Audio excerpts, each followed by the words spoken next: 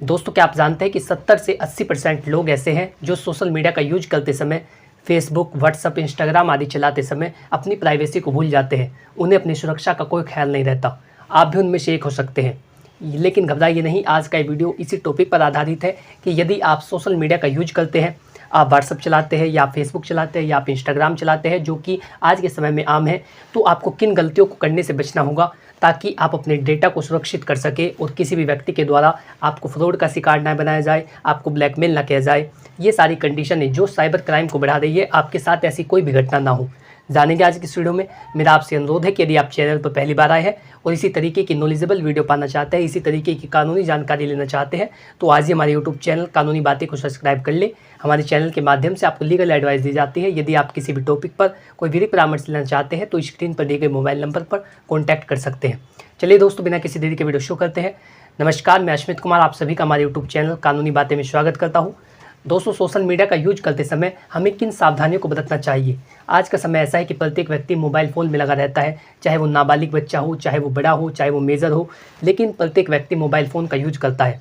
तो ऐसे में ज़रूरी हो जाता है कि जो मोबाइल से जुड़े कानून हैं, जो सोशल मीडिया से जुड़े कानून हैं, जो सावधानियां हैं, उनका आपको ख्याल रखना होगा ताकि किसी भी व्यक्ति के द्वारा आपको बेवकूफ़ ना बनाया जाए, आपके साथ कोई फ्रॉड ना किया जाए, जो कि आज के समय में बहुत आम हो चुका है। साइबर फ्रॉड इतने ज़्यादा तेज़ी से बढ़ रहा है जिसकी कोई हद नहीं है। तो यदि आप सोशल मीडिया का यूज करते हैं, आप फेसबुक चलाते हैं, व्हाट्सअप चलाते हैं, आप इंस्टाग्राम चलाते हैं, तो सबसे पहले सावधानी आपको क्या बरतनी होगी।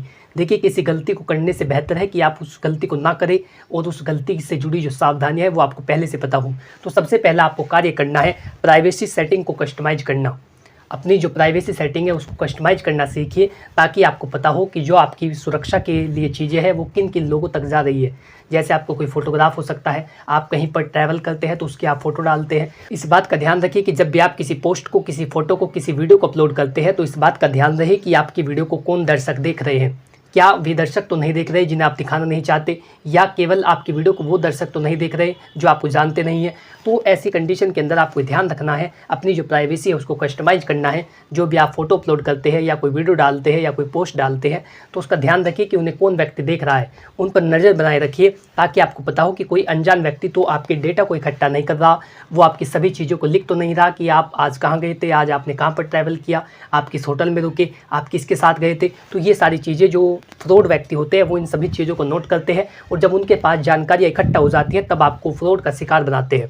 तो यदि आप चाहते हैं कि आपके साथ ऐसा ना हो तो आपको आज से ही सावधानी बरतनी होगी कि अपने डेटा को, प्राइवेसी को अपनी कस्टमाइज़ करिए। आपको पता हो कि आपकी पोस्ट को कौन दर्शक देख रहा है, उसको कस्टमाइज़ करना सीखिए।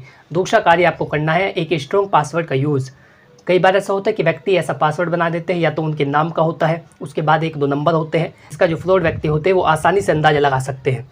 या आप अपने नाम का यदि पासवर्ड बनाते हैं, अपने मोबाइल नंबर का पासवर्ड बनाते हैं, तो इससे जो फ्रॉड व्यक्ति होता है, जो हैकर होता है, वो इससे जल्दी पता लगा लेता है। तो आपको अपने पासवर्ड को स्ट्रॉन्ग बनाना होगा। आपको अपने पासवर्ड को इतना स्ट्रॉन्ग बनाना होगा कि सामने वाला व्यक्ति उसका अंदाज़ा ना लगा सके।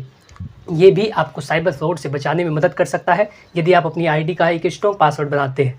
कई बार ऐसा होता है कि आपकी आईडी कोई अन्य व्यक्ति चला लेता है, क्योंकि आपने जो पासवर्ड है वो स्ट्रॉन्ग नहीं बना रखा। उसका दूसरा व्यक्ति अंदाज़ा लगा सकता है आपका पासवर्ड यदि ऐसा होता है, तो दूसरा व्यक्ति उसका अंदाज़ा लगाकर आपकी आईडी को खोल सकता है और किसी भी व्यक्ति के पास मैसेज भेज सकता है, या तो उससे पैसे की डिमांड कर सकता है, किसी व्यक्ति को गाली दे सकता है, किसी व्यक्ति के पास कोई ऐसी वीडियो भेज सकता है, आपकी फेक वीडियो बनाकर आपके किसी रिश्तेदार के पास भेज सकता है, फिर आपको ब्लैकमेल किया जाता है, आपसे पैसों की मांग की जाती है। तो यदि आप इन सभी चीज़ों से बचना चाहते हैं तो अपना एक स्ट्रॉन्ग पासवर्ड बना करके रखिए जिसका दूसरा व्यक्ति अंदाज़ा ना लगा सके और वो पासवर्ड आप ही तक सीमित रहे और जब चाहे आप अपनी आईडी को चला सकते हैं, जिसका कोई दूसरा व्यक्ति दुरुपयोग ना कर सके।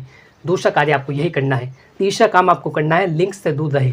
कई बार ऐसा होता है कि हमारे किसी अनजान व्यक्ति के द्वारा या जिसे हम जानते भी नहीं है उसके द्वारा हमारे पास कोई लिंक भेजी जाती है, और मैं तो आपको कहना चाहूँगा कि यदि आपका कोई जानकार व्यक्ति भी है और वो आपके पास कोई लिंक भेजता है तो उसे भी मत खोलिए। उसे जब भी खोलिए यदि वो कोई विश्वसनीय व्यक्ति हो, आपको पता हो कि ये व्यक्ति विश्वसनीय है, ये हमारे विश्वास का पात्र है, ये यदि कोई लिंक भेजेगा तो वो हमारे फ़ायदे की होगी, तो तभी जाकर के आप उस लिंक्स को ओपन कीजिए। कई बार ऐसा होता है कि अनजान व्यक्ति हमारे पास लिंक्स को भेजता है या उसमें लिखा होता है कितने पैसे कमाइए प्रति माह या प्रति हफ्ता, पार्ट टाइम, फुल टाइम, लेकिन ऐसा होना संभव नहीं है। यदि वो आपके पास लिंक्स को भेजता है तो आपको फ्रॉड बनाने के लिए भेजता है, आपको फ्रॉड का शिकार बनाया जाता है। ये सबसे पहली शुरुआत होती है जब आप उस लिंक को ओपन करते हैं, जो आपका पर्सनल डाटा है वो उन व्यक्तियों के पास चला जाता है। फिर वो आपको फ्रॉड का शिकार बनाते हैं। उन्हें पता चल जाता है कि व्यक्ति कितना बड़ा बेवकूफ़ है, अनजान लिंक को ओपन कर रहा है, तो इस तरीके से आपको बेवकूफ़ बनाया जाता है। तो आपको तीसरा कार्य यही करना है कि यदि अनजान व्यक्ति के द्वारा किसी भी लिंक को आपके पास सेंड किया जाता है तो आपको उसे ओपन नहीं करना है जब तक कि आप उस व्यक्ति को जानते ना हो, आपको ये ना पता हो कि ये व्यक्ति विश्वसनीय है, ये हमारे विश्वास का पात्र है, या ये जो हमारे लिए लिंक भेजेगा वो हमारे फ़ायदे की होगी। जब तक आपको ये ना पता हो, आपको किसी भी लिंक को ओपन नहीं करना चाहिए। दोस्तों, चौथा काम आपको करना है, ओवर शेयरिंग से बचें। आज का समय ऐसा है कि प्रत्येक व्यक्ति मोबाइल में लगा रहता है, उसे इस बात की खबर नहीं होती कि दूसरा व्यक्ति भी उसके पास बैठा है, उसके घर कोई रिश्तेदार आया है, उसे इस बात की कोई परवाह नहीं है, वो केवल अपने मोबाइल में लगा रहता है। एक लाइन बड़ी अच्छी लगती है कि सहजता थी, सादगी थी, बंदगी थी, जब ये व्हाट्सअप और फेसबुक नहीं थे तब ज़िंदगी थी। क्योंकि आज का व्यक्ति हर समय मोबाइल में लगा रहता है, तो मैं आपको कहना ये चाहता हूँ कि आप ओवर शेयरिंग से बचें। आप जब भी कोई पोस्ट अपलोड करते हैं तो उसे एक सीमा में रखें। ऐसा नहीं कि आप कहीं पर जा रहे हैं, किसी होटल में जा रहे हैं और वहाँ पर जाकर के आपने उस होटल का नाम डाल दिया, उसके बाद आप किसी अन्य जगह पर गए, आपने उस जगह का नाम डाल दिया, आप जिसके साथ गए आपने उसका नाम डाल दिया। ये सभी बातें आप अपनी पोस्ट में लिख देते हैं। आप कितनी देर तक वहाँ पर रुके, कई बार ऐसा होता है कि हम लिख देते हैं पूरी फैमिली हमारी इस होटल में जा रही है और इतने दिनों के बाद हम घर लौटेंगे, जिसका कोई दूसरा व्यक्ति फ़ायदा उठा लेता है, आपके घर में चोरी कर लेता है। तो ऐसी घटनाएं काफ़ी ज़्यादा देखी जाती है। तो कहने का अर्थ ये है कि आपको ओवर शेयरिंग से बचना है। जितना कि सीमित हो, आपको उतनी ही पोस्ट अपने जो फेसबुक अकाउंट है या सोशल मीडिया है, व्हाट्सअप है, इंस्टाग्राम है, उस पर शेयर करनी चाहिए।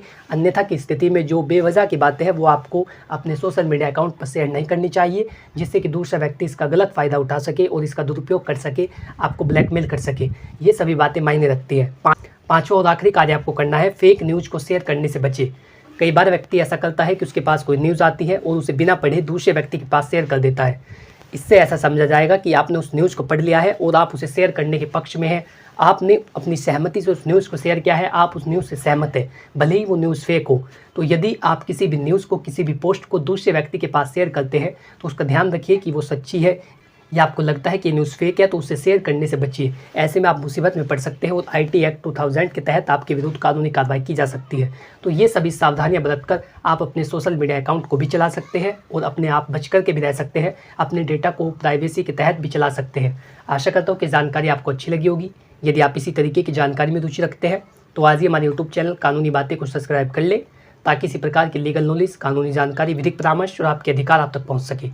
यदि आपका इससे रिलेटेड कोई सवाल हो तो आप कमेंट बॉक्स में लिख करके पूछ सकते हैं, मैं जल्दी उसका उत्तर दूंगा। और इसके साथ ही यदि आप कोई विधिक परामर्श लेना चाहते हैं, कोई कानूनी जानकारी लेना चाहते हैं, तो स्क्रीन पर दिए गए मोबाइल नंबर पर अपनी प्रॉब्लम को व्हाट्सअप करें, जल्दी आपको उसका भी उत्तर दिया जाएगा। Thanks for watching this video. अपना कीमती समय देने के लिए धन्यवाद।